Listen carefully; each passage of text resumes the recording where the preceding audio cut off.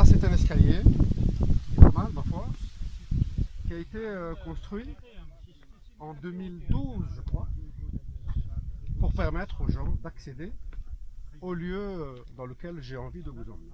Alors suivez-moi. Alors pourquoi sommes-nous là?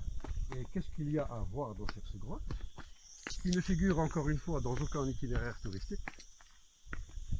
C'est parce que cette grotte est le lieu d'une enfumade. La deuxième enfumade, chronologiquement en Algérie, ordonnée et exécutée par le colonel Pélissier. Et dans cette grotte sont mortes 1500 à peu près personnes qui avaient fui l'avancée de l'armée française et qui s'étaient réfugiés avec même ces animaux, les vaches, les moutons, dans cette grotte. Les bébés, bien sûr, les femmes, tout le monde était réfugié dans cette grotte.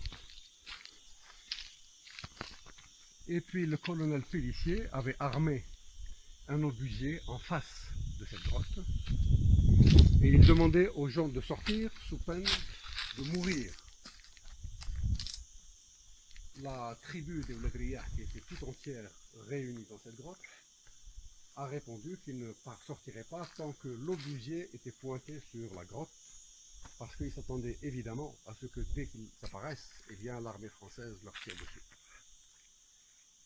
Et de négociation en négociation, on est arrivé à une espèce de modus gentleman agreement, disant que les Ouladriyah étaient disposés à payer la somme de 70 000 francs de l'époque. Voilà, je ne sais pas au juste à combien ça correspond, mais c'était probablement une grosse somme. Et puis qu'à ce prix, ben, ils pourraient sortir. Ils pourraient quitter la grotte en sûreté. Mais en fait, l'histoire nous apprend que Pélissier avait décidé de toute façon de les massacrer. Comment a-t-il fait? Eh bien, il l'a fait de la pire des façons.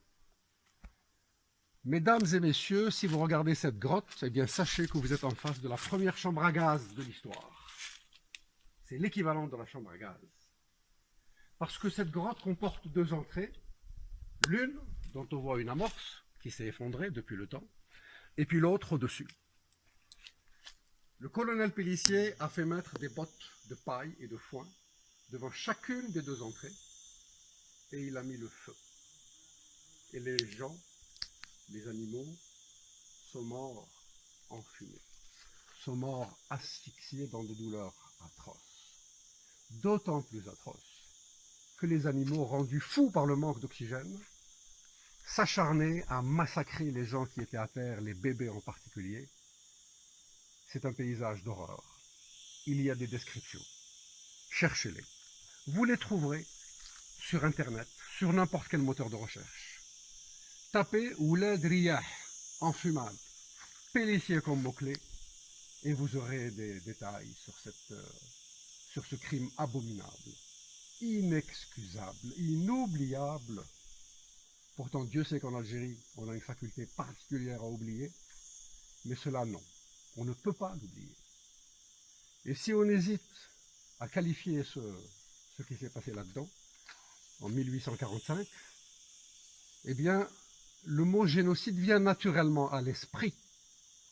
Tout le monde sait que le mot génocide fait l'objet d'une convention à l'ONU, et donc il y a 11 critères qui permettent de qualifier un crime de génocide.